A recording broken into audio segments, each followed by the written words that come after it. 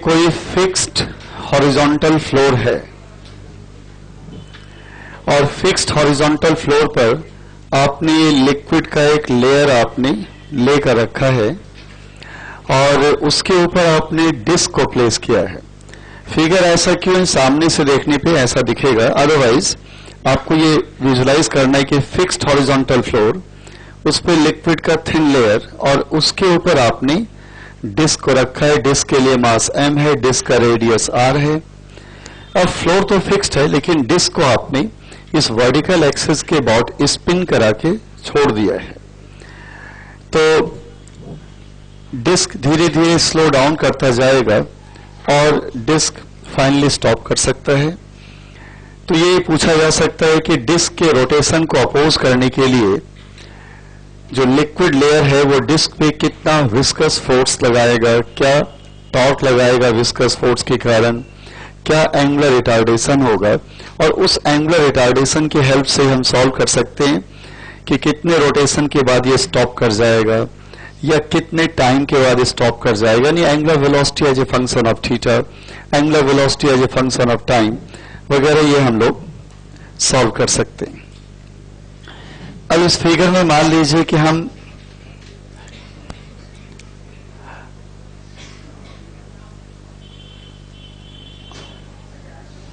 ऐसे देखते तो आपको ये फिगर कैसा दिखता, यदि इस तरह से देखते तो आपको ये ऐसे डिस्क दिखता,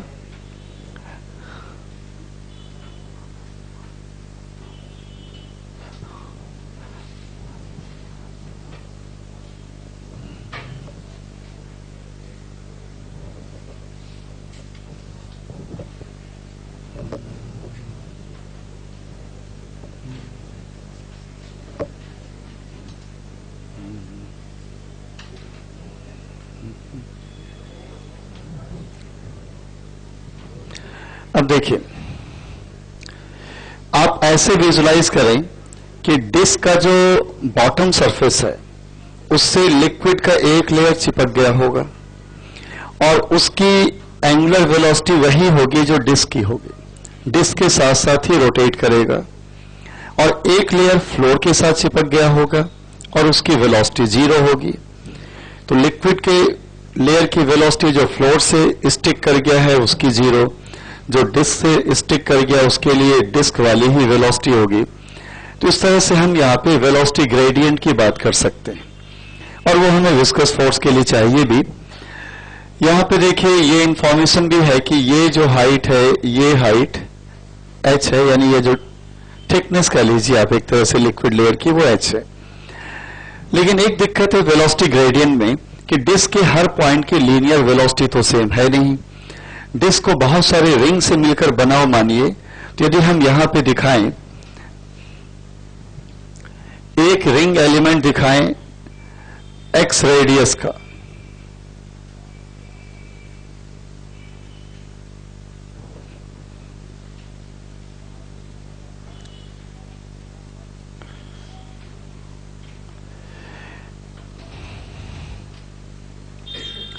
तो आपने एक रिंग एलिमेंट दिखाया है और ये है x radius and dx width का। कहेंगे इसी चीज को फिगर में मैं आपको यहां दिखाना चाहूं विजुलाइज करने के लिए, तो आप ऐसे देख सकते हैं।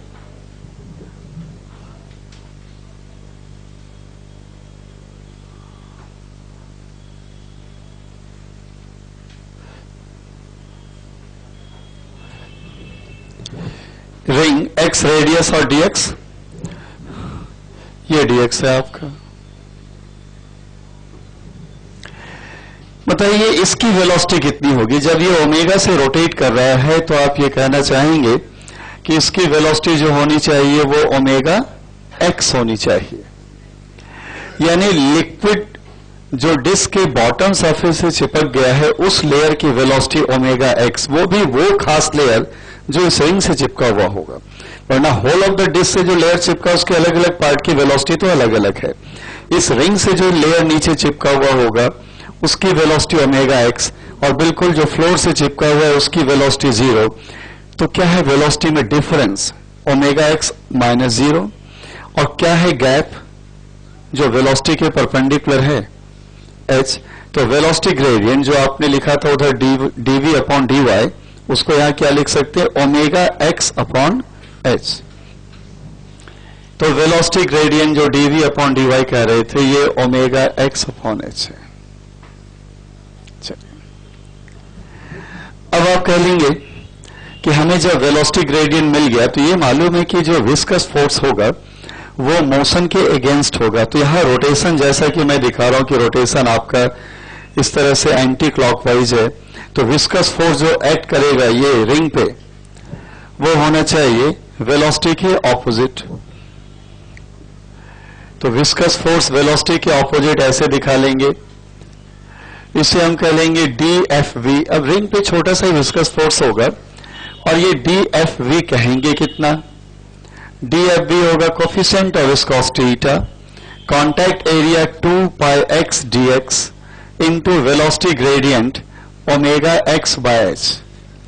ये तो याद ही है कि विस्कस फोर्स लिखते कैसे हैं, coefficient of viscosity, contact area वही रिंग वाला area 2 pi x dx into velocity gradient. कहेंगे लेकिन हमें तो टॉर्क चाहिए, d टॉ, तो ये हो जाएगा DFV multiplied by perpendicular distance x। ये यानी आप कह लेंगे इस तरह से सिंप्लीफाई करें तो 2 pi eta omega by h, और यहां तो एक्स स्क्वायर dx है, एक्स से और मल्टीप्लाई करेंगे तो x क्यूब dx हो जाएगा। कहेंगे लेकिन ये तो रिंग पे टॉर्क है, आप तो पूरे डिस्क पे टॉर्क बताइए। तो आप इसे इंटीग्रेट करेंगे, और इंटीग्रेट कहां से कहां तक करेंगे, 0 से r। इस तरह से जो हमें टॉर्क मिला विस्कस फोर्स के कारण 2 pi eta omega by h, और यह है r to the power 4 by 4।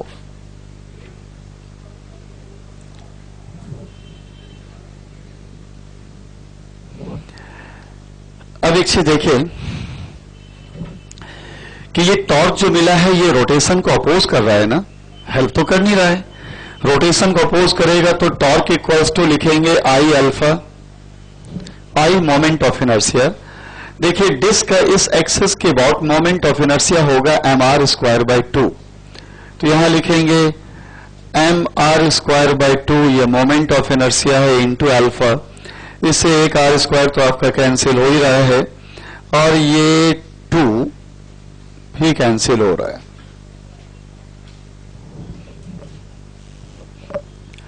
यानी अल्फा एंगुलर रिटार्डेशन की बात करें आप तो पाई ईटा r square upon mh into omega.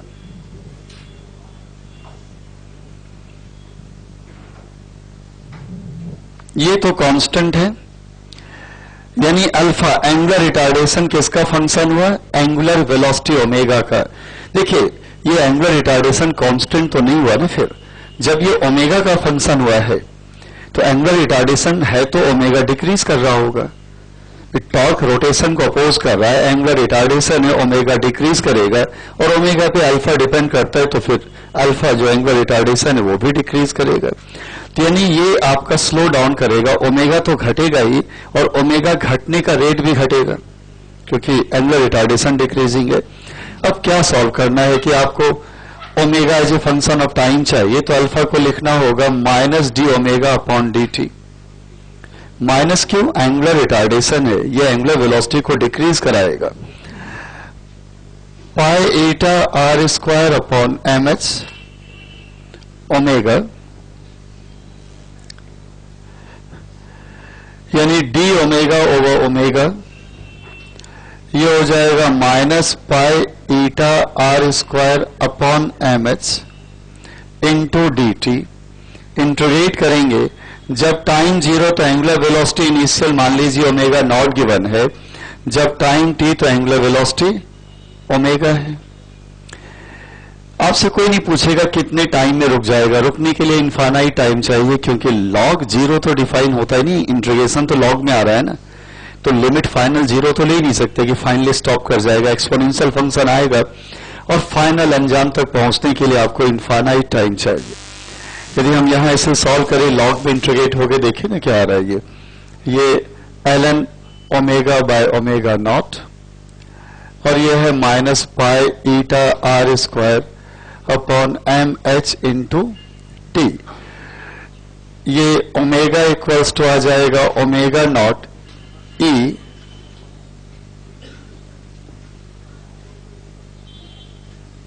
ये आ रहा है angular velocity as a function of time.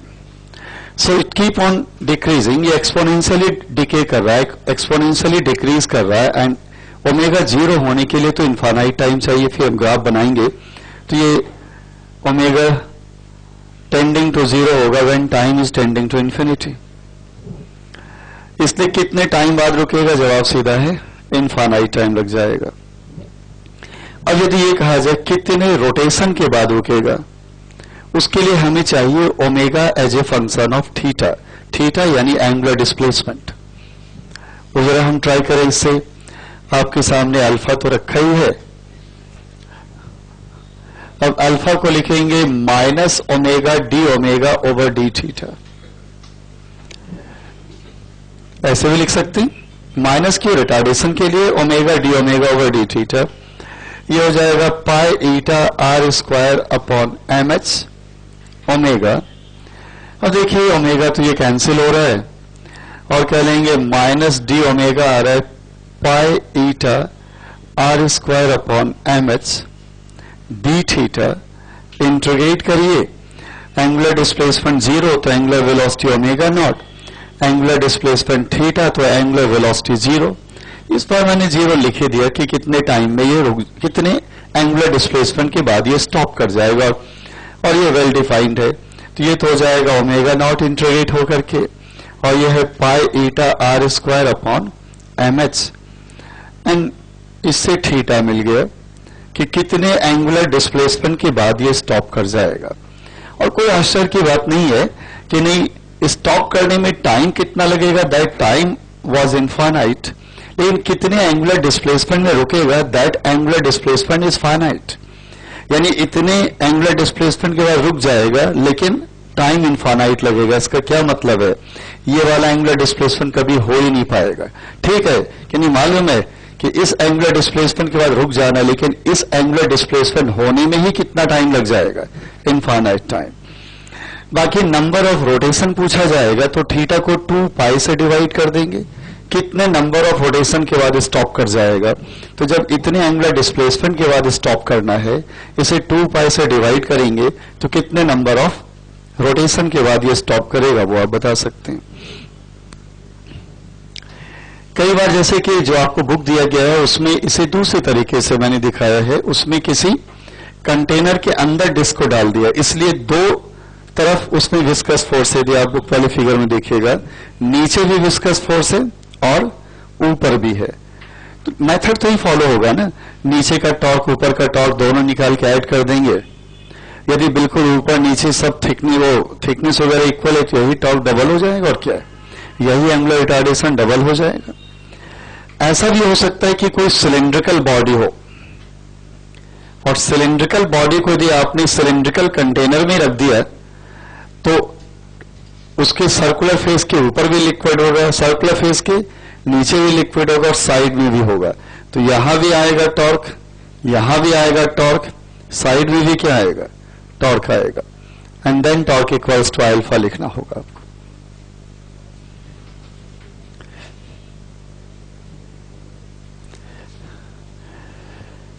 देखिए, आप इसी चैप्टर में 11वीं क्लास में बुक में पढ़ते थे क्रिटिकल वेलोसिटी। उसका फॉर्मूला एस्टेब्लिश नहीं करना है, डायरेक्ट फॉर्मूला आपके सामने रख दिया जाएगा। क्रिटिकल वेलोसिटी क्या है कि जब विस्कस लिक्विड की वेलोसिटी एक सर्टेन वेलोसिटी से ज्यादा हो जाए, वेलोसिटी के एक सर्टेन लिमिट को एक्सीड कर जाए, तो वो विस्कस लिक्विड का जो फ्लो है स्ट्रीमलाइन फ्लो ना होकर टर्बुलेंट फ्लो हो जाता है। देखिए, दो तरह के फ्लो होते हैं, streamline flow and turbulent flow. तो जब फ्लो स्ट्रीमलाइन फ्लो नहीं है तो उसे हम टर्बुलेंट फ्लो कहते हैं। तो ये कहा जा रहा है कि फ्लोइंग लिक्विड की वेलोसिटी एक सर्टेन लिमिट को एक्सीड कर जाए तो स्ट्रीमलाइन फ्लो ही टर्बुलेंट फ्लो हो जाता है, और उस वेलोसिटी के लिमिट को हम नाम देते हैं क्रिटिकल वेलोसिटी। तो क्रिटिकल वेलोसिटी का जो फॉर्मूला है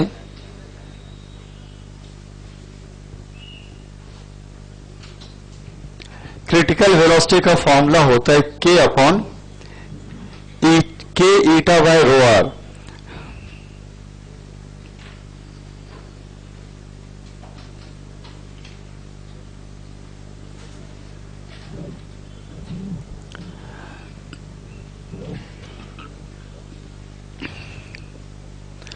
देखिए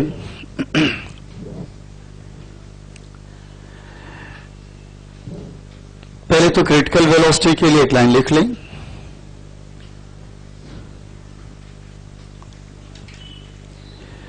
If viscous liquid is flowing through cylindrical tube, if viscous liquid is flowing through cylindrical tube,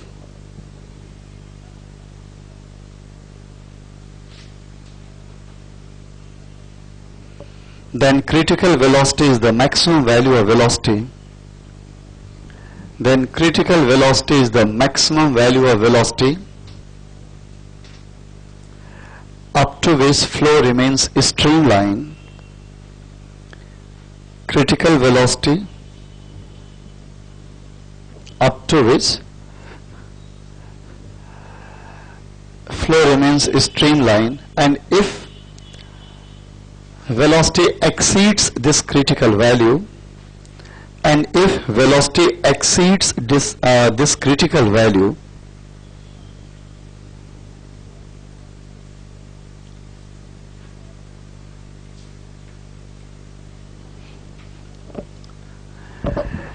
then flow of viscous liquid becomes turbulent.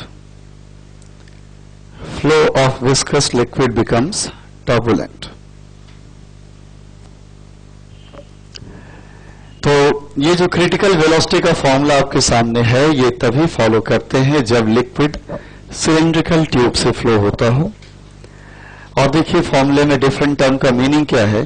Eta coefficient of viscosity naturally, rho density of flowing liquid, R radius of inner circular cross section of cylindrical tube, के को कहते हैं Reynold number. के एक constant है, ये इसे नाम दिया जाता है रेनॉल्ड नंबर, और ये गिवन होना चाहिए। आप नहीं गेस कर पाएंगे किस ट्यूब के लिए कितना हमें लिखना चाहिए। It varies from tube to tube. अलग अलग ट्यूब के लिए रेनॉल्ड नंबर अलग अलग होता है, तो वो गिवन होता है प्रॉब्लम में। यूजुअली ट्यूब नैरो हो तो रेनॉल्ड नंबर 1000 में होता है, 1000, 2000, 3000 इस तरह से होता है, लेकिन वो उसमें आपको नहीं जाना है। बस के क्या है तो रेनॉल्ड नंबर है जो गिवन ट्यूब के लिए कांस्टेंट होता है। अनलेस यू चेंज, आप ट्यूब चेंज करेंगे तो रेनॉल्ड नंबर चेंज हो सकता है। ये भी हो सकता है कि दो ट्यूब के लिए रेनॉल्ड नंबर सेम भी हो, दैट डिपेंड्स। तो अब आप देखिए किस लिक्विड में स्ट्रीम लाइन फ्लो की पॉसिबिलिटी ज्यादा है। किस लिक्विड में स्ट्रीम लाइन फ्लो की पॉसिबिलिटी ज्यादा है, जिसके लिए क्रिटिकल वेलोसिटी ज्यादा होगा। क्योंकि क्रिटिकल वेलोसिटी ज्यादा होगा तो आप वेलोसिटी ज्यादा कर देंगे तो भी शायद उस लिमिट को आप एक्सीड ना करें। और क्रिटिकल वेलोसिटी ज्यादा होने का मतलब है ईटा कोफिशिएंट ऑफ विस्कोसिटी ज्यादा होना या रो डेंसिटी कम होना। यानी लिक्विड जितना ज्यादा विस्कस होगा और जितनी कम डेंसिटी होगी, लिक्विड जितना ज्यादा विस्कस होगा इतना ईटा उतना ही ज्यादा होगा, जितनी कम डेंसिटी होगी रो उतना ही कम होगा, क्रिटिकल वेलोसिटी का वैल्यू उतना ही ज्यादा होगा, और ऐसा लिक्विड स्ट्रीम लाइन फ्लो करे इसकी पॉसिबिलिटी उतनी ही ज्यादा है। यानी लिक्विड का फ्लो स्ट्रीम लाइन हो तो उसके लिए कोफिशिएंट और विस्कोसिटी ज्यादा हो और डेंसिटी कम से कम हो, तो क्रिटिकल वेलोसिटी बढ़ जाने से इवन हायर वेलोसिटी पे भी स्ट्रीम लाइन फ्लो पॉसिबल है। देखिए इसके बाद आप इसी चैप्टर में पढ़ते हैं Stokes formula.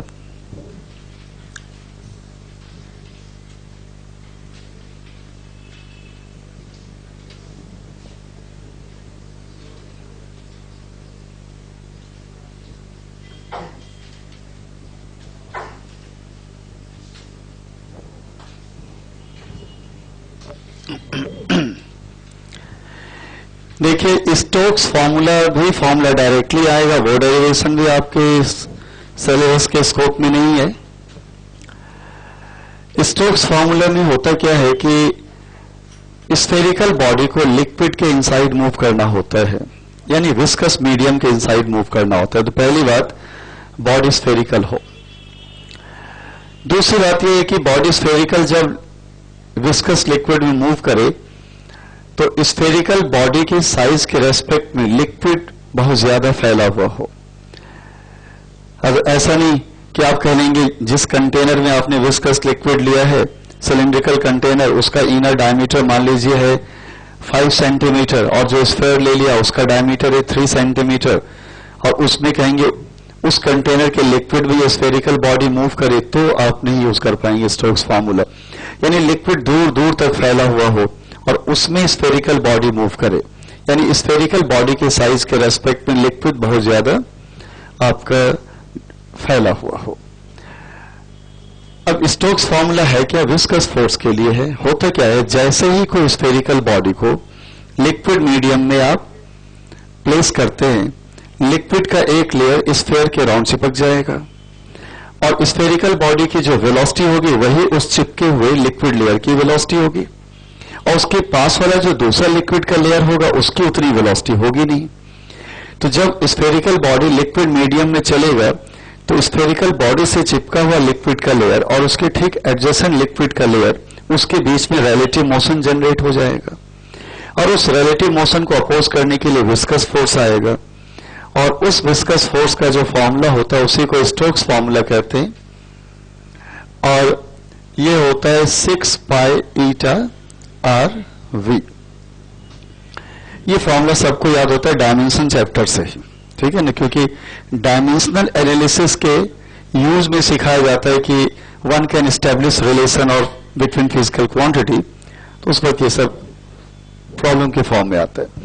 6 pi eta are V, eta naturally coefficient of viscosity, R क्या है, radius of spherical body, and V क्या है, वेलोसिटी ऑफ स्फेरिकल बॉडी।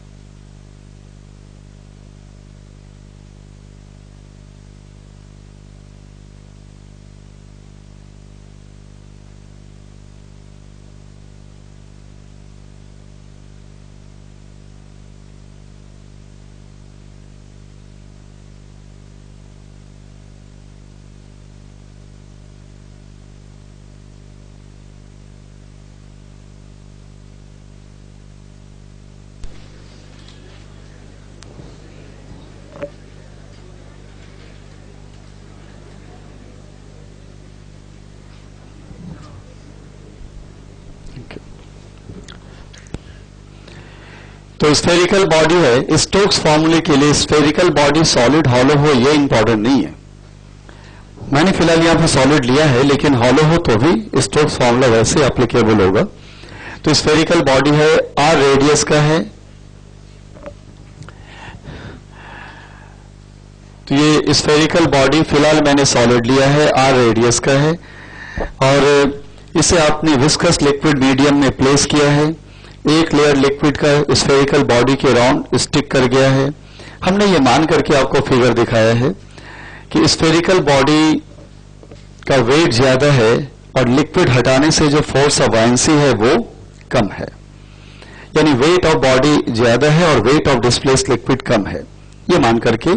तो जब वेट ज्यादा होगा और फोर्स ऑफ बायंसी कम होगा तो रिजल्टेंट फोर्स डाउनवर्ड होगा और इसीलिए ये मोशन स्टार्ट करेगा डाउनवर्ड डायरेक्शन में। लेकिन बिगनिंग में स्फेरिकल बॉडी को आपने रेस्ट में होल्ड करके रखा था, तो जब स्फेरिकल लिक्विड के inside fully immersed inside liquid, तो body fully immersed inside liquid है, उसे होल्ड करके रेस्ट में रखा है, तब दो ही फोर्स है, वेट डाउनवर्ड जो ज्यादा है, फोर्स ऑफ बायंसी अपवर्ड वो कम है, रिजल्टेंट फोर्स डाउनवर्ड होगा। द मोमेंट आप उसे रिलीज करेंगे दो ही फोर्स रहेगा, अभी विस्कस फोर्स नहीं होगा। विस्कस फोर्स के लिए पहले वेलोसिटी तो जनरेट होने दीजिए, लेकिन चूंकि रिजल्टेंट फोर्स डाउनवर्ड है तो बॉडी डाउनवर्ड एक्सलरेटेड होगा, इस कारण से डाउनवर्ड वेलोसिटी जनरेट होना चाहिए।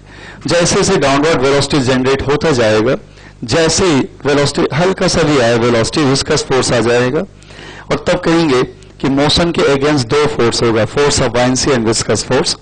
ये अपोज करने वाला, ये हेल्प करने वाला है। और रिजल्टेंट फोर्स की बात करेंगे तो दिस फोर्स माइनस दिस उसे इक्वल टू एम ए लिखेंगे तो एक्सलरेशन आएगा वही अल्फा माइनस बीटा वी वाला फॉर्म आएगा जो आपने देखा था लास्ट टर्म पे। यहां भी टर्मिनल वेलोसिटी की बात होगी कि नीचे जाते जाते वेलोसिटी एक सर्टेन फाइनल वैल्यू को अटेंड कर सकता है। तो यानी हम यहां पे रिजल्टेंट फोर्स लिखें तो रिजल्टेंट फोर्स होगा v d g minus v rho g minus 6 pi eta are v, और ये रिजल्टेंट फोर्स इक्वल्स टू होगा मास इनटू एक्सलरेशन। लेकिन हमने जो मास लिखा है ये फ्री बॉडी डायग्राम में, ये तो फोर्स स्फेरिकल बॉडी पर, स्फेरिकल बॉडी का मास है v d volume into density. और इस तरह से कहेंगे जब ए सॉल्व करना चाहेंगे तो ये हो जाएगा 1 minus rho by D into g minus 6 pi eta r, और ये वॉल्यूम एंड डेंसिटी की बात करें तो वॉल्यूम है 4/3 pi R cube, density D we.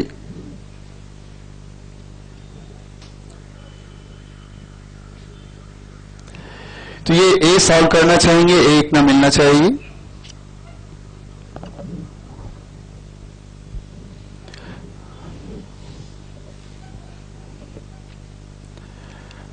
One minus rho by D into G, इसे सिंप्लीफाई करिए।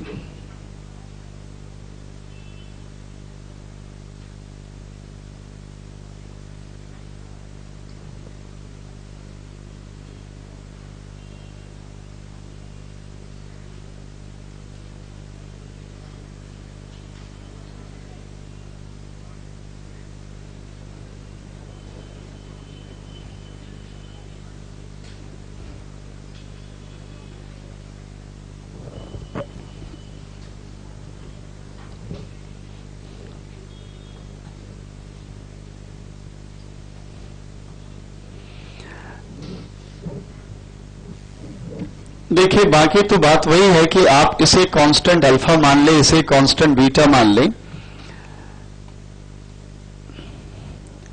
तो ए इक्वल्स टू हो जाएगा अल्फा माइनस बीटा वी।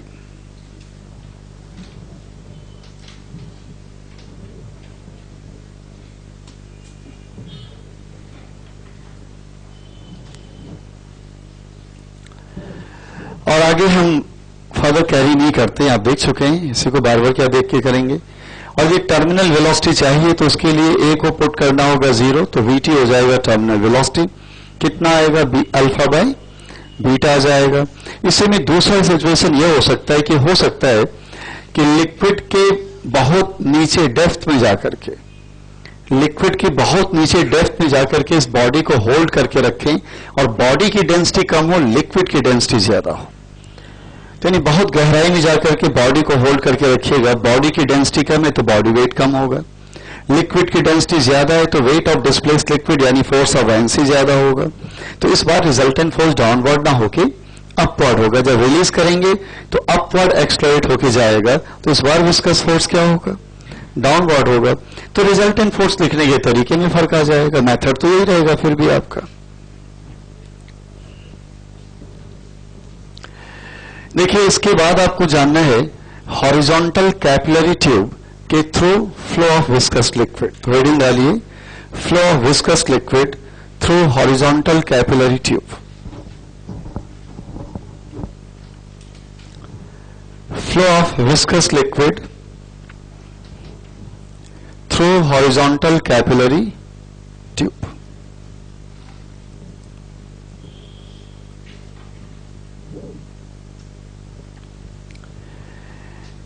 देखिए जहां तक कैपिलरी ट्यूब का सवाल है, कैपिलरी ट्यूब का मतलब है कि ऐसे सिलेंड्रिकल ट्यूब की बात करिए जिसके लिए inner cross sectional radius millimetre या उससे भी कम हो, very narrow tube, capillary tube उसे कहते हैं।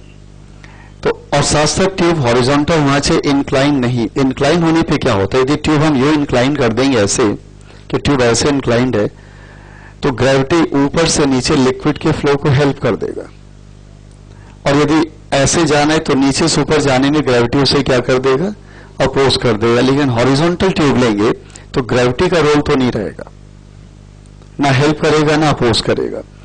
तो हॉरिजॉन्टल कैपिलरी ट्यूब है, और हॉरिजॉन्टल कैपिलरी ट्यूब से जब हम लिक्विड फ्लो कराएंगे, कौन सा, विस्कस लिक्विड, आइडियल लिक्विड नहीं। तो एक बार लिक्विड को कुछ वेलोसिटी देके छोड़ देंगे तो वो हमेशा के लिए फ्लो नहीं करता रहेगा, क्योंकि वहां नॉन कंजर्वेटिव फोर्स का प्रेजेंस है।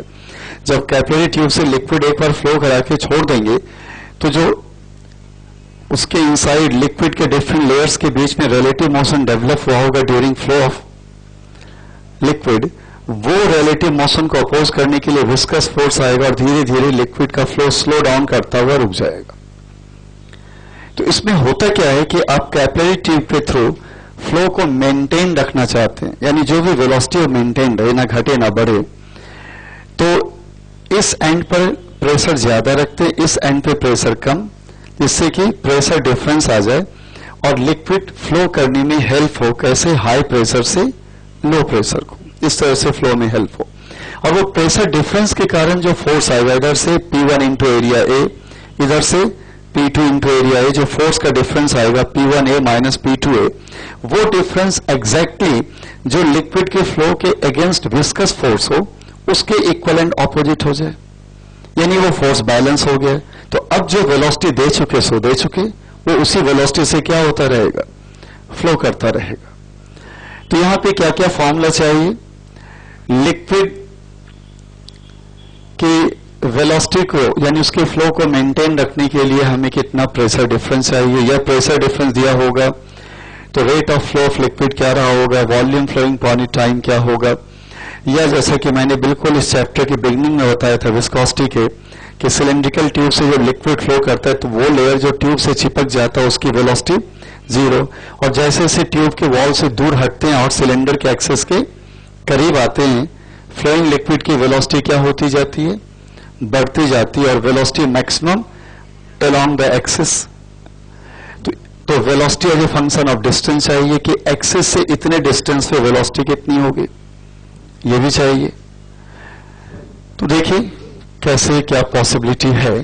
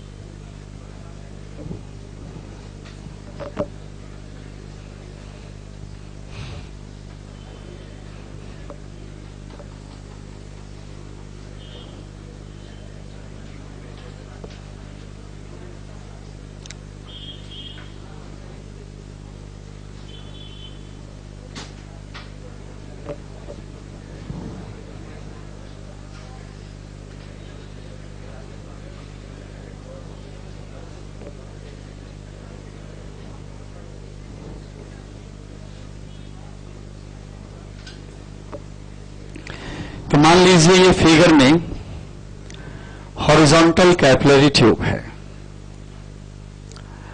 और ये जो हॉरिजॉन्टल कैपिलरी ट्यूब है वेरी नैरो है। फिगर में इतना वाइडर क्यों बनाया गया? क्योंकि हमें लिक्विड के बिहेवियर को एक्सप्लेन करना है।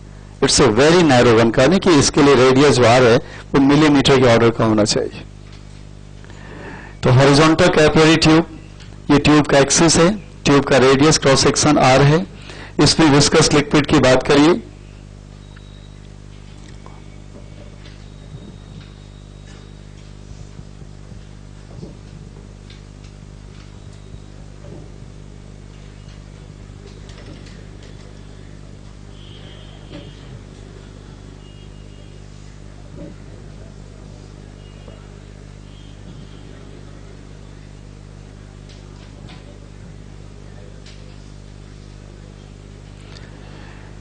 देखिए ये तो अच्छी तरह से मालूम है कि यहां जो लिक्विड का लेयर चिपका हुआ होगा यहां तो वेलोसिटी 0 होगी, और ये भी तय है कि बिल्कुल एक्सिस पे वेलोसिटी की बात करें तो यहां वेलोसिटी मैक्सिमम होगी। और चलिए इस वेलोसिटी को हम V नॉट कहते हैं। अभी मान लिया अभी सॉल्व हो जाएगा क्या होनी चाहिए ये। तो जो लेयर वॉल से चिपका हुआ है उसकी वेलोसिटी 0, जो एक्सिस पे है वो वेलोसिटी V नॉट, और ये मैक्सिमम वेलोसिटी है।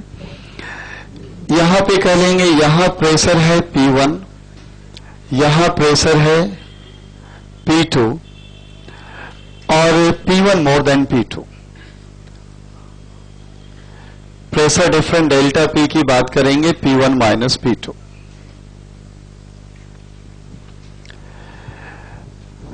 एक तरीका सीधा मैं फॉर्मूला लिख दूं कि नहीं, ये होता है। अब जितना आपने सीखा है थोड़ा सा यूज कर ही लेते हैं। फॉर्मूला क्या डायरेक्टली लिखेंगे,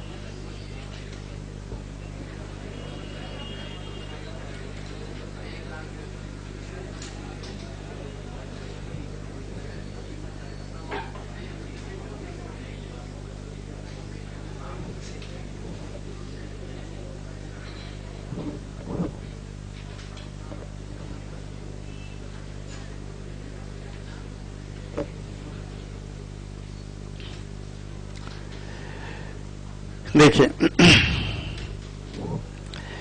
हमने यहां पे फ्लोइंग लिक्विड में एक सिलेंड्रिकल लिक्विड कॉलम इमेजिन किया है। ये जो मैंने येलो कलर से दिखाया है, तो येलो कलर से ये सिलेंड्रिकल लिक्विड कॉलम है। लेंथ वही है जो ट्यूब का लेंथ है, लेंथ हम यहां पे मार्क कर लेते हैं। ट्यूब का लेंथ L है, तो ट्यूब का लेंथ L है, और उसके लिक्विड तो पूरे ट्यूब में फिल्ड है। लेकिन हमने एक जो दिखाया है कि coaxial cylindrical column of liquid जो येलो कलर से है वो आपका कितने रेडियस का, x रेडियस का है, L लेंथ का है। इस पे हम विस्कस फोर्स की बात करना चाहते हैं। तो बताइए साइड में क्या बना इसका एरिया, पाइक्स स्क्वायर। इधर से प्रेशर वाला फोर्स क्या होगा, pressure into area P1 into Pikes square, वो मोशन को हेल्प करेगा। इधर से क्या है P2 into Pikes square, motion को अपोज करेगा। लेकिन P1 तो मोर देन P2 का है ना अपने, तो इसलिए नेट फोर्स अभी फिलहाल क्या दिख रहा है फिगर में, उधर वाला जो फोर्स है P1 into Pikes square minus P2 into Pikes square, ये नेट फोर्स हो जाएगा। लेकिन यहां पे देखिए आप विस्कस फोर्स भी तो होगा। कैसे विस्कस फोर्स होगा, तो आप ये कह लेंगे कि इस तरह से कि ये सिलिंड्रिकल कॉलम है येलो कलर वाला, और इसके तुरंत बाद एक लेयर होगा। तो इसकी वेलोसिटी कितनी हुई, सरफेस पे V, वो भी मार्क कर देते हैं। इसकी वेलोसिटी यहां पे सरफेस पे v,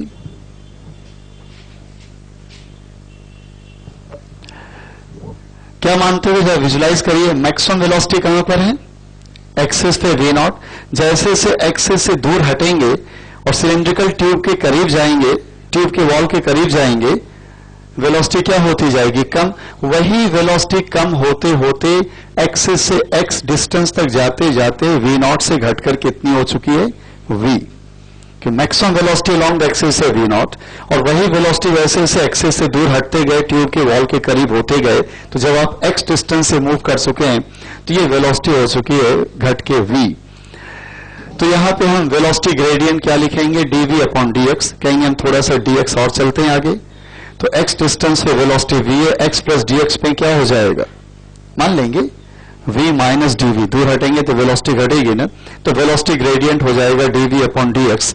तो बताइए विस्कस फोर्स क्या होगा, नीचे ये जो येलो वाली है कॉलम, उसकी वेलोसिटी v ज्यादा है, उसी सराउंडिंग में जो लेयर घेर रखा है उसकी वेलोसिटी v माइनस dv कम है। तो जरा रिलेटिव मोशन के डायरेक्शन पे गौर करिए ना, कि इसकी वेलोसिटी ज्यादा है v वेलोसिटी से, इसकी वेलोसिटी कम है v माइनस dv, तो यानी इस लेयर के रेस्पेक्ट में ये लेयर की रिलेटिव वेलोसिटी टुवर्ड्स राइट हुआ, ये जो इसे सराउंड किया होगा लेयर, इस लेयर की वेलोसिटी v माइनस dv कम है, तो इस लेयर के रेस्पेक्ट में इस लेयर की रिलेटिव वेलोसिटी इधर है, इसलिए ये वाला लेयर इस पूरे सिलेंड्रिकल कर्व सरफेस पे ये वाला लेयर विस्कस फोर्स इधर लगाएगा इस डायरेक्शन में, और विस्कस फोर्स कितना लिखेंगे, ईटा ए क्या होगा, curve surface, cylindrical curve surface का area 2 pi x into l, 2 pi x into l, क्योंकि सिलेंड्रिकल कर्व सरफेस वाला लेयर ही तो कांटेक्ट में है ना, तो हो जाएगा 2 पाई x इंटू एल, और velocity gradient dv by dx। तो यानी इस तरह से कह लेंगे कि इसके जो एडजेसेंट लेयर होगा वो इस पे विस्कस फोर्स इधर लगा लेगा, और विस्कस फोर्स ये है Fv, और ये Fv होगा eta area 2 pi xl and velocity gradient dv by dx। लेकिन ये वाला फोर्स और ये प्रेशर इनटू एरिया से जो डिफरेंस वाला फोर्स है वो एक दूसरे को क्या कर ले, बैलेंस कर ले, तो फिर जो वेलोसिटी वो वेलोसिटी कांस्टेंट मेंटेन रहेगी। तो यानी फॉर स्टडी फ्लो, यानी वेलोसिटी ना घटे बढ़े,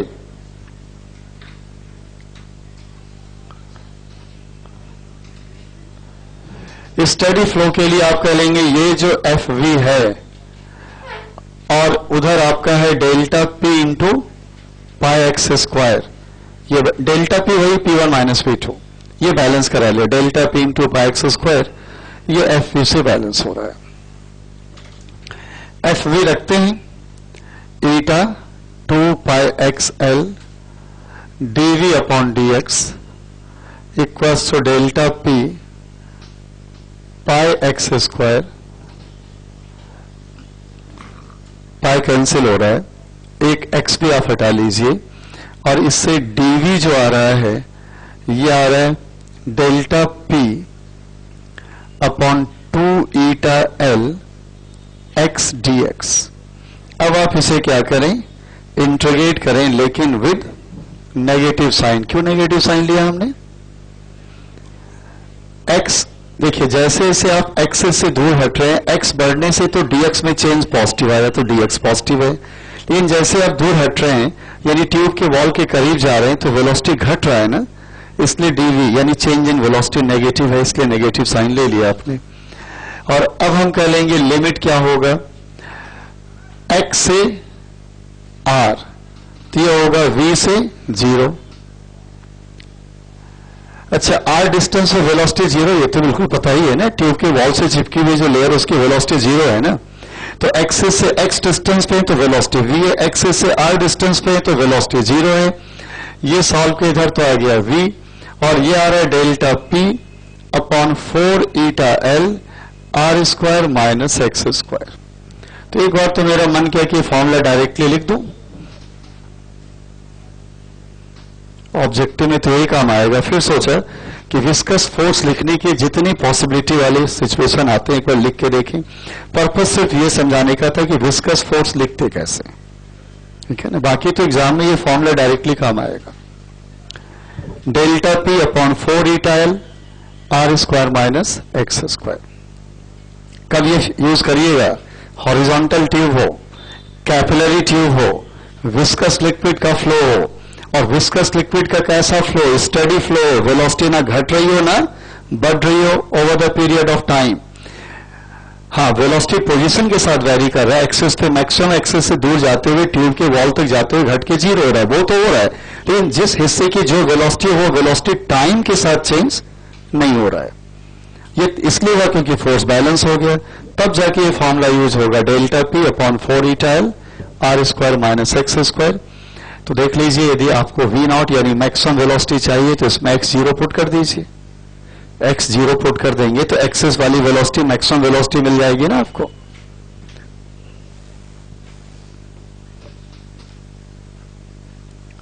फॉर वी मैक्सिमम हमें x इक्वल टू 0 पुट करना चाहिए, और ये v मैक्सिमम जो आपको v नॉट मिलेगा, ये कितना मिलेगा? Delta p upon 4 eta L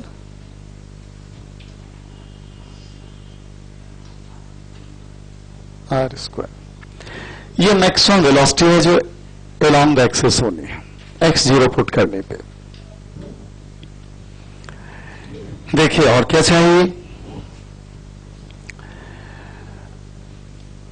अब आपको चाहिए volume flowing per any time, rate of flow of liquid. क्या तरीका है? देखिए इसी फिगर से।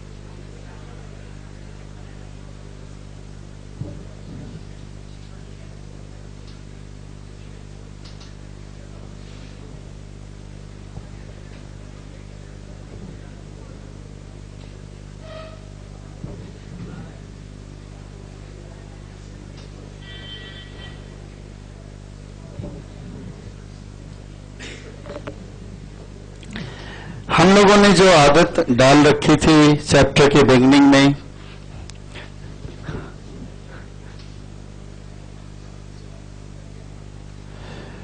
उसके हिसाब से यदि आपसे पूछा जाता वॉल्यूम फ्लोइंग पर टाइम, तो छूटते क्या बोलते?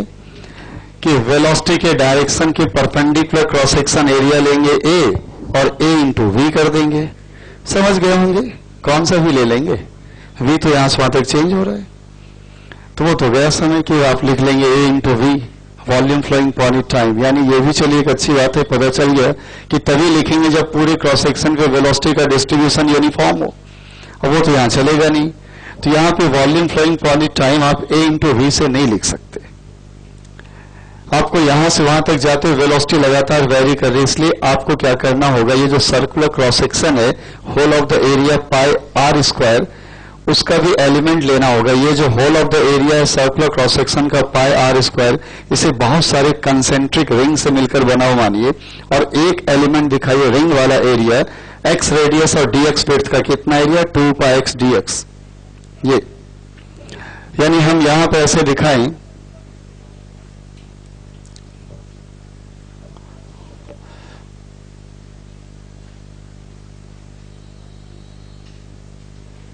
बस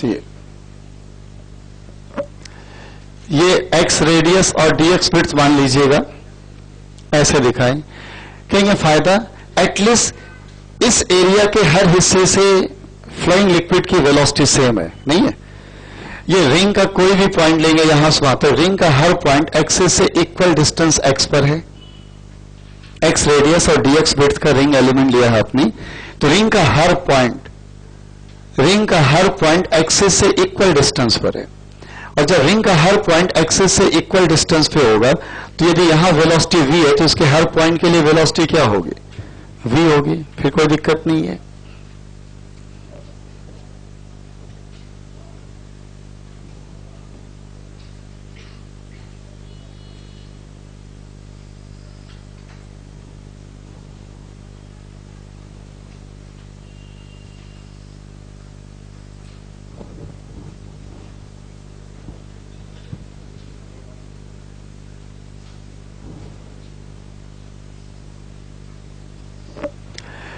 तो आप इससे कहेंगे क्या होगा, volume flowing point time, volume flowing point time लिखेंगे dv बाई dt, और ये हो जाएगा 2 पाई x dx, ये हो गया cross section area into velocity v।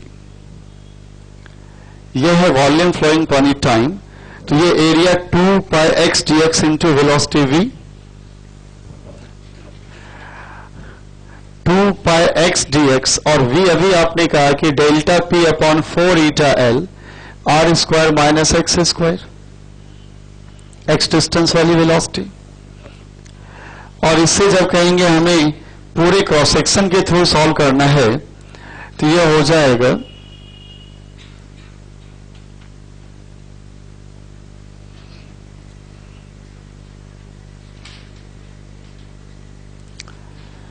पाई delta p upon 2 eta l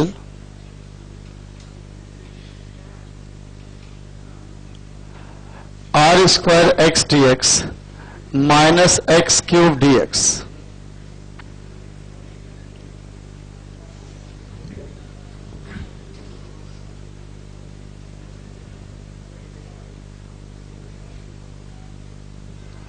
और पूरे क्रॉस सेक्शन के थ्रू चाहिए तो 0 से r,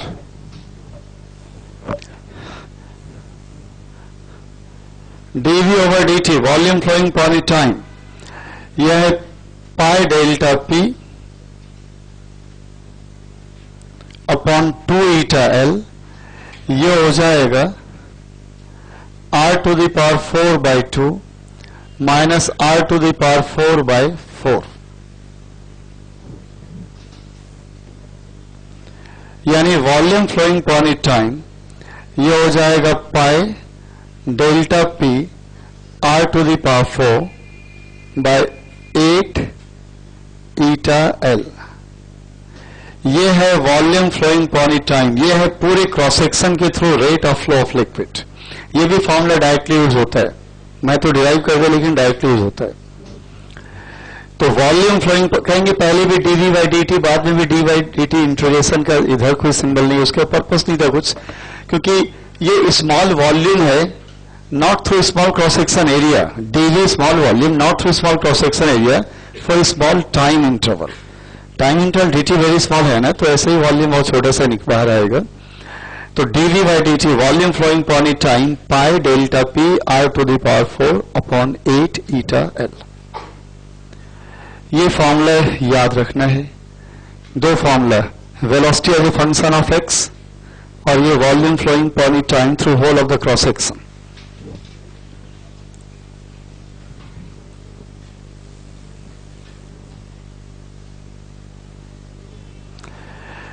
अब देखिए इसमें कुछ चीजें हैं जो कंडक्शन से रिलेट होगा। चार्ज का फ्लो यानी इलेक्ट्रिक कंडक्शन, तो यहां क्या है, लिक्विड का फ्लो, फ्लूइड कंडक्शन, क्या सिमिलरिटी है, इलेक्ट्रिक करंट फ्लो करता है हाई पोटेंशियल से लो पोटेंशियल को, विस्कस लिक्विड फ्लो करता है हाई प्रेशर से लो प्रेशर को।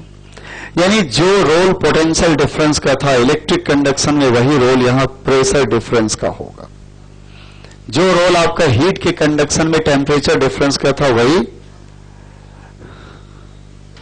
प्रेशर डिफरेंस का होगा।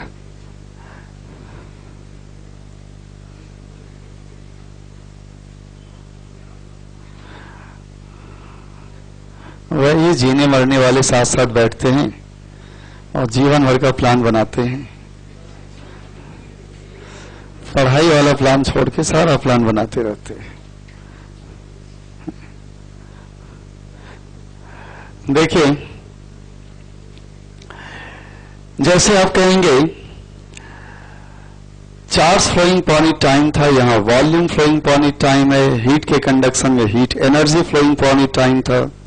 हीट करंट, इलेक्ट्रिक करंट या फ्लूइड करंट। फ्लूइड करंट यानी volume flowing point time. Rate of flow of charge electric current and rate of flow of volume यानी volume flowing point time is fluid current. फिर आप कहेंगे charge के flow को भी कोई रजिस्ट करता था, हीट के फ्लो को भी कोई रजिस्ट करता था, तो विस्कोसिटी के कारण यहां लिक्विड के फ्लो को भी कोई रजिस्ट कर रहा है। अच्छा, रजिस्ट नहीं कर रहा है तो प्रेशर डिफरेंस क्यों लगाए बैठे हैं? नहीं, तो फिर यहां क्या आएगा? जैसे वहां electrical resistance and thermal resistance, तो यहां आएगा fluid resistance offered by tube. Fluid resistance offered by tube. सोचिए इलेक्ट्रिक रेजिस्टेंस क्या होता था? Delta V by I, potential difference upon electric current. तो यहां क्या होगा? एक्सपेक्ट कर रहे होंगे delta P by this dV by D T. ये तो फ्लूइड करंट है ना, तो delta P by fluid current वो हो जाएगा resistance offered bye capillary tube against the flow of viscous liquid. जैसे वहां होता था सीरीज पैरेलल कॉम्बिनेशन, यहां भी होगा। जैसे वहां होता था किरचॉफ का फर्स्ट सेकंड लॉ, यहां भी होगा। जैसे वहां होता था व्हीटस्टोन ब्रिज, यहां भी होगा। बहुत इंपॉर्टेंट है ये फ्लूइड का, आपके एग्जाम के लिए नहीं, आपके मेडिकल के साइंस के लिए।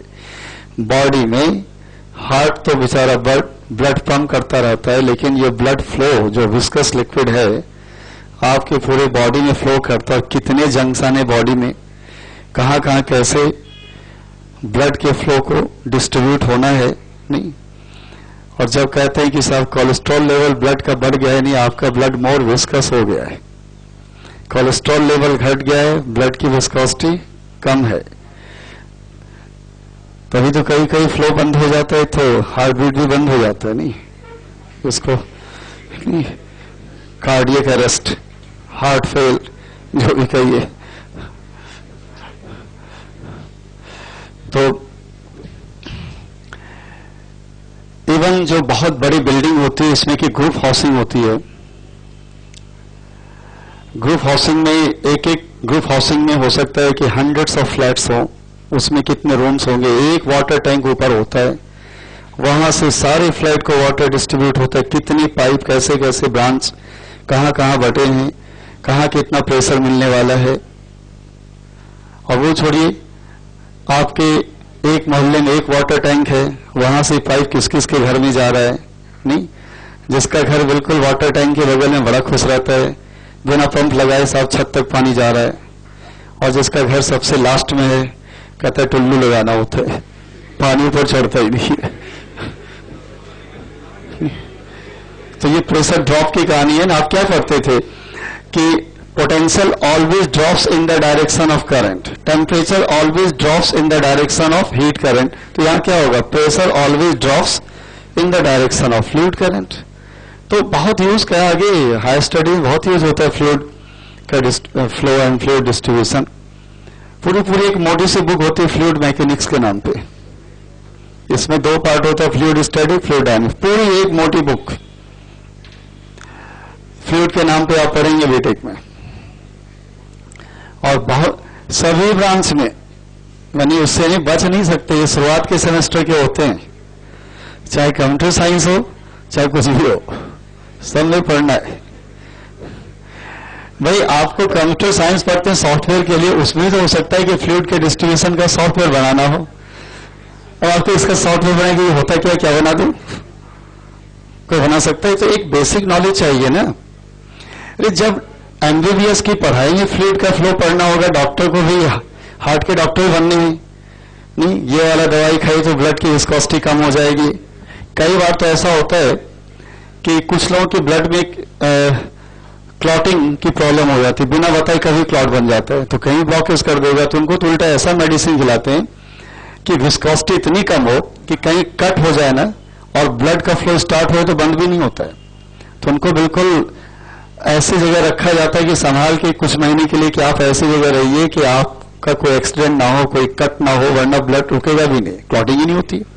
और जानबूझ के मेडिसिन खिलाया गया है क्लॉटिंग ना हो उसे, इसके लिए। तो मेडिकल साइंस वाले पढ़ते हैं, आप तो फिजिक्स वाले हैं ही, हो तो बेचारे फिजिक्स इसीलिए पढ़ते कैसे सेलेक्ट हो जाओ, उससे बच जाए उसके बाद। तो देखिए यहां पे resistance offered bye capillary tube against the flow of fluid, जब आर लिखेंगे तो क्या होगा, डेल्टा पी बाय, ये जो मैं बार बार डीवी बाय डी टी लिख रहा हूं इसे क्यू लिखा जाता है, जो सिंबल यूज होता है capital Q, volume flowing upon time, यानी fluid current Q, delta P by Q ये है। अब बताइए कि अभी अभी हम लोगों ने जो क्यू सॉल्व किया था वो यही तो था ना। तो डेल्टा पी बाई क्यू करेंगे तो क्या हो जाएगा, 8 eta L upon pi R to the power 4। तो ये जो रेजिस्टेंस आ रहा है आपका, ये आ रहा है 8 eta L upon pi R to the power 4। ये रेजिस्टेंस का फॉर्मूला है। हॉरिजॉन्टल कैपिलरी ट्यूब से लिक्विड फ्लो करे, स्टडी फ्लो हो, तो जो रेजिस्टेंस ऑफर होगा ये फॉर्मूला है। यानी ट्यूब का लेंथ जितना ज्यादा होगा उतना ज्यादा रेजिस्टेंस ऑफर होगा, ट्यूब जितना नैरो होगा उतना ज्यादा रेजिस्टेंस ऑफर होगा। रेजिस्टेंस आप कम चाहते हैं तो ट्यूब का लेंथ कम हो और नैरो ना हो करके वाइडर हो, थोड़ा सा रेडियस बड़ा हो जाए। बाकी कोफिशिएंट ऑफ विस्कोसिटी, यानी जितना ज्यादा विस्कस लिक्विड होगा उसके फ्लो के लिए रेजिस्टेंस उतना ही ज्यादा ऑफर होगा। सब दिख रहा है इसमें।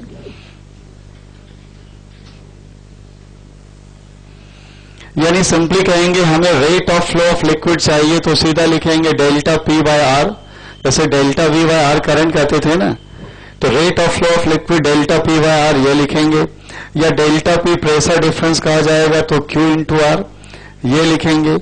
लिखते थे वहां पे डेल्टा वी आई आर, तो डेल्टा वी आई आर, तो यहाँ डेल्टा पी क्या है, क्यू आर है, वही सब है।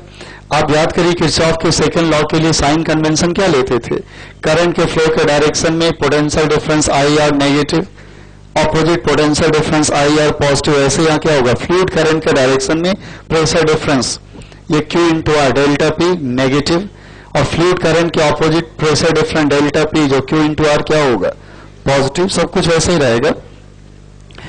एक एक फॉर्मूला वही है, लिख नहीं रहा हूं। Series combination R equivalent R1 plus R2 plus R3 parallel वही है, मिक्स कॉम्बिनेशन वही है, सिमेट्री वही है, स्टार डेल्टा वही है, सब कुछ वही है। इवन आप सोचिए, आपको याद होगा सीरीज कॉम्बिनेशन में टोटल पोटेंशियल डिफरेंस दिया जाता है, R1 R2 R3। याद दिलाता हूं कि 3 रेजिस्टेंस सीरीज में है, R1 R2 R3, total potential difference delta we है, तो R1 के क्रॉस पोटेंशियल डिफरेंस क्या होगा, याद है ना, डेल्टा V1 क्या लिखते थे, R1 divided by R1 plus R2 plus R3 and that whole multiplied by delta V। वैसे यहां कहेंगे 3 ट्यूब सीरीज में कनेक्टेड है, पूरे के क्रॉस प्रेशर डिफरेंस है डेल्टा P, तो इसके क्रॉस प्रेशर डिफरेंस कितना होगा, वही फॉर्मूला होगा। क्या आप कहेंगे डेल्टा P1 हम लिखना चाहते हैं पहले के क्रॉस, तो क्या होगा, R1 divided by R1 plus R2 plus R3 and that whole multiplied by delta P। यानी आपको यहां मुझे अलग से कुछ नहीं बताना है, बस ये कंपेयर करा दिया मैंने कि जो डेल्टा V का रोल था वो डेल्टा P का रोल है, जो इलेक्ट्रिक करंट आई था वो यहाँ फ्लूइड करंट Q है, वॉल्यूम फ्लोइंग अपॉन टाइम, और बाकी आप कहेंगे जैसे वहां रेजिस्टेंस वैसे यहां रेजिस्टेंस है, सब कुछ वैसे ही है।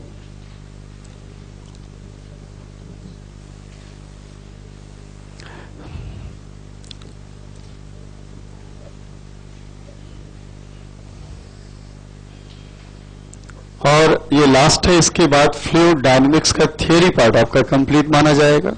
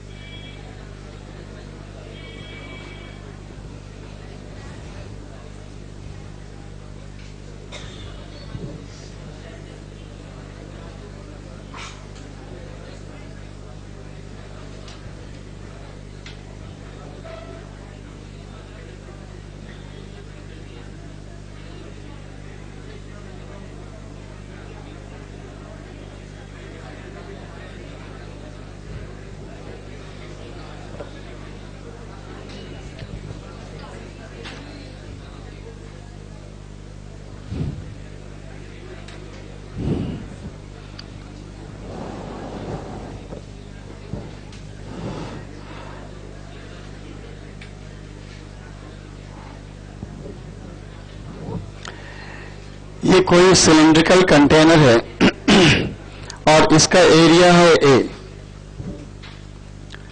सिलिंड्रिकल कंटेनर है, एरिया है ए, और इसके बिल्कुल बॉटम पे आपने हॉरिजॉन्टल कैपिलरी ट्यूब कनेक्ट कर रखा है। बॉटम पे हॉरिजॉन्टल कैपिलरी ट्यूब कनेक्ट कर रखा है। लेंथ एल है और उसके लिए inner cross section radius R है। आपसे पूछा जाएगा ये पूरी तरह से भरा हुआ था टॉप तक, हाइट कैपिटल एस तक, धीरे धीरे खाली हो रहा है, तो Y as a function of time, यानी ये टी टाइम में कितना खाली हो गया देख रहे हैं, तो y as a function of time, या पूरा कितने टाइम में खाली हो जाएगा, ऐसे कुछ चाहिए आपको। तो पहले देखिए कि आप ऐसे सोचिए कि इसके नीचे आने की जो वेलोसिटी होगी, ये लेवल नीचे आने की वेलोसिटी, यदि नीचे आने की वेलोसिटी v है, तो बताइए वॉल्यूम घटने की वेलोसिटी क्या होगी, वॉल्यूम घटने की वेलोसिटी।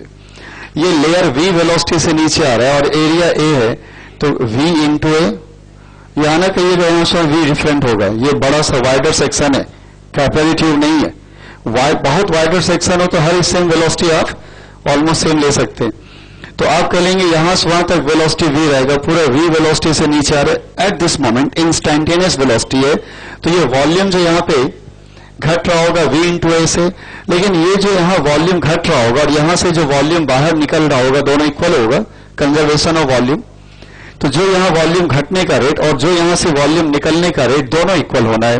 और वहां से वॉल्यूम निकलने का रेट क्या होगा, तो वहां से वॉल्यूम निकलने का रेट अभी देखा था, pi delta P R to the power 4 upon 8 eta L, यही होगा। अब v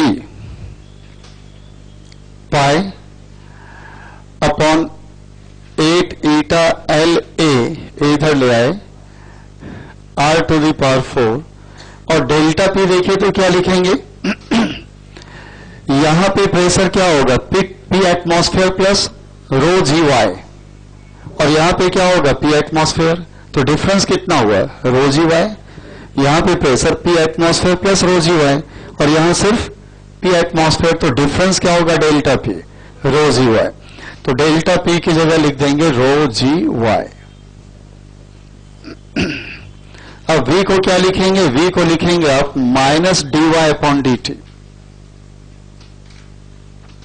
माइनस क्यों, y घटने का रेट है v,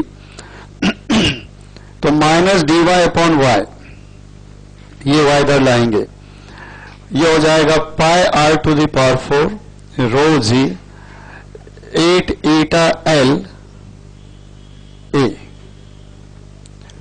डी टी।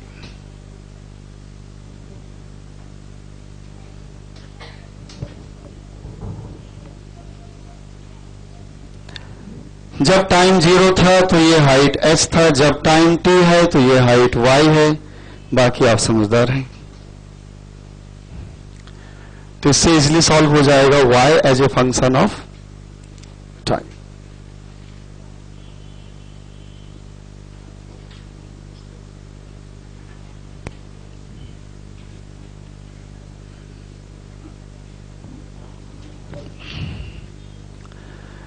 तो फ्लूइड स्टैटिक फ्लूइड डायनेमिक्स का थियरी पार्ट कंप्लीट हुआ है। प्रॉब्लम आपको करना है, तो अगली मुलाकात में प्रॉब्लम करते हैं, अलग अलग तरह की प्रॉब्लम रिवाइज करके आइएगा। इतनी रिसेंटली पढ़ें तब भी एक बार देख के आइएगा, जिससे प्रॉब्लम में यूज करें, चीजें तो कंफर्टेबल होके करें यूज।